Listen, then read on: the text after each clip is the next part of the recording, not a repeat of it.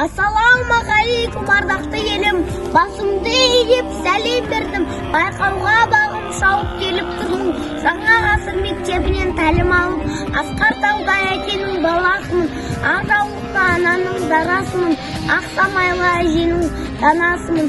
Ұлы жүздің ұлымын, ұланымын, биік самғар аспанда қыранмын.